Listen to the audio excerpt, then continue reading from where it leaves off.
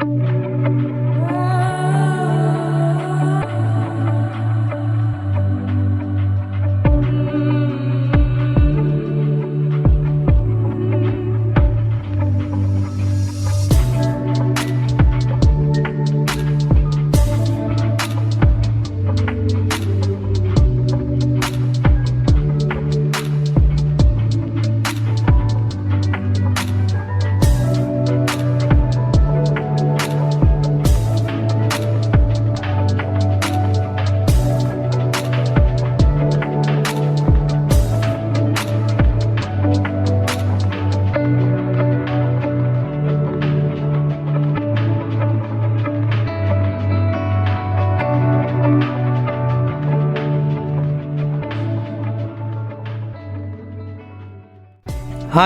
Welcome to my channel travel with me Safar Mere Saath. నాతో ప్రయాణం తెలుగులో. నేనండి మీ హోస్ట్ హరీష్ దూబే.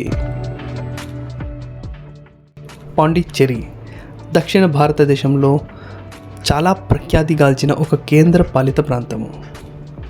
ఇప్పుడు అదే పుదుచ్చేరిగా పిలువబడుతుంది. భారత స్వాతంత్ర్యానికి ముందు ఫ్రెంచి వారి పరిపాలనలో విభిన్న సంస్కృతిని పొందినందున దానిని పరిరక్షించడానికి కేంద్రపాలిత ప్రాంతమైంది. ఇది భౌగోళికంగా 4 విడి భాగాలను కలిగి ఉంది.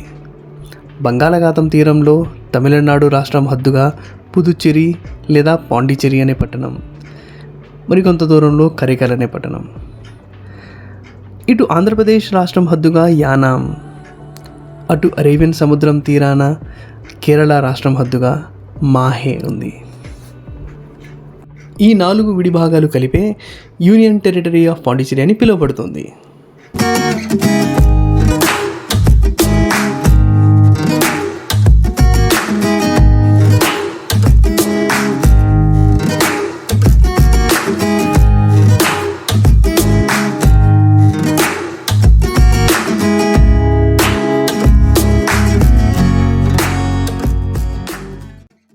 పుదుచ్చేరి తమిళంలో పుదుచ్చేరి అంటే కొత్త ఊరు అని అర్థం. దీనికి సమీపమైన ఫ్రెంచి ఉచ్చారణ ప్రకారం పౌదిచ్చేరి అని పిలిచారు. ఎప్పుడో పొరపాటున ఆంగ్లంలో యు బదులు ఎన్ అని వ్రాయడం వల్ల దీనిని ఆంగ్లంలో పాండిచ్చేరి అని పిలవడం మొదలైంది. తరువాత అదే ఖరారైంది. ప్రస్తుతం ఆంగ్లంలో అధికారికంగా పుదుచ్చేరి అని పేరు మార్చే ప్రయత్నం జరుగుతోంది. దీని చరిత్ర ఆధారంగా పురాణ కాలంలో ఇక్కడే అగస్త్య మహర్షి ఆశ్రమం ఉండేదని చెబుతారు. ఇక్కడే ఒక సంస్కృత విద్యాలయం కూడా ఉండేదని కొన్ని పురాతన ఆధారాల వల్ల తెలుస్తోంది.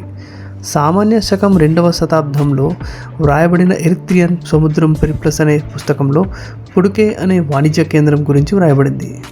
ఇదే ప్రస్తుత పుదుచ్చేరికి 2 మైళ్ళ దూరంలో ఉన్న అరికమేడు అని హంటింగ్ పోర్ట్ అనే రచయిత అభిప్రాయం. అప్పటి నుండి రోము ప్రాంతంతో పుదుచ్చేరి దగ్గరి రేవులకు సముద్ర వర్తక సంబంధాలుండేవని చెబుతారు.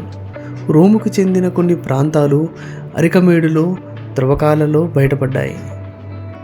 సామాన్య శకం 4వ శతాబ్దానంతరం ఈ ప్రాంతం వరుసగా పల్లవ, చోళ, పాండ్య, విజయనగర రాజుల రాజ్యాలలో భాగంగా ఉండేది.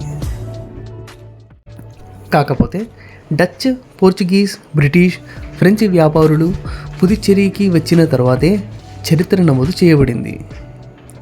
దీనికి విరుద్ధంగా సమీప ప్రదేశాలైన అరికామేడు, అరియాన్ కుప్పం, కాకాయాన్ తోపే, విలియానూర్, బహోర్ వీటిని కొంతకాలం ఫ్రెంచి ఈస్ట్ ఇండియా కంపెనీ వలస రాజ్యం చేసిన తర్వాత ఇది పుదుచ్చేరి కేంద్ర భూభాగంగా మారింది.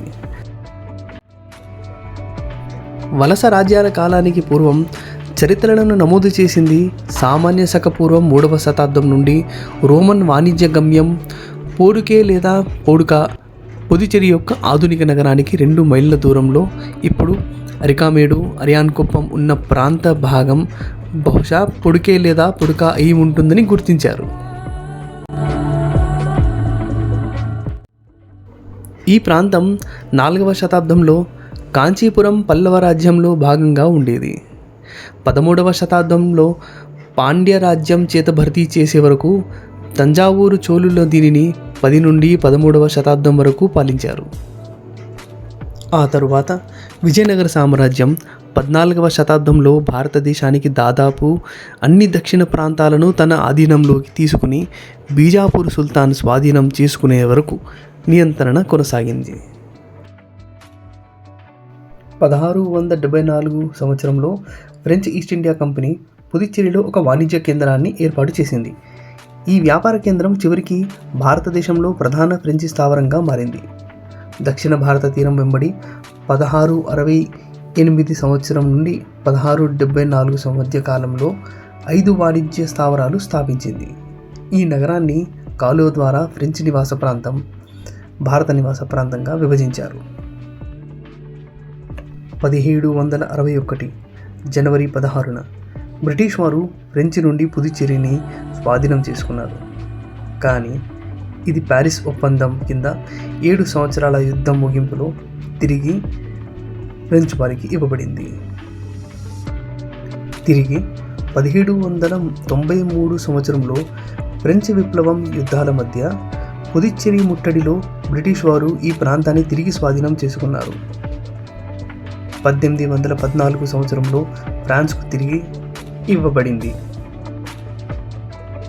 ఇలా ఫ్రెంచ్, బ్రిటిష్, డచ్ వారి మధ్య అధికారం కోసం జరిగిన అనేక యుద్ధాలు, ఒప్పందాలు ప్రకారం పుదుచ్చేరిపై అధికారం మారుతూ వచ్చింది. 1850 సంవత్సరం తర్వాత పుదుచ్చేరి, మాహే, యానాం, కరైకల్, చందన్ నగర్లు ఫ్రెంచ్ వారి స్థావరాలుగా మారాయి. 1954 వరకు ఇదే పరిస్థితి కొనసాగింది.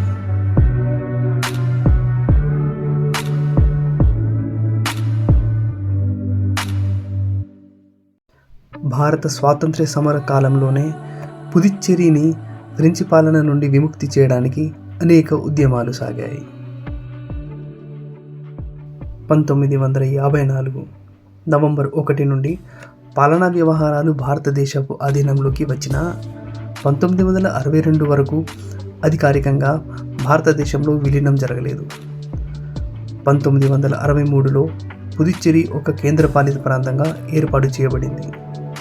ఆ సమయంలో ఫ్రెంచి పౌరసత్వాన్ని ఎన్నుకున్న పుదుచ్చేరి వాసులు, వీరిలో చాలామంది మాతృభాష తమిళం.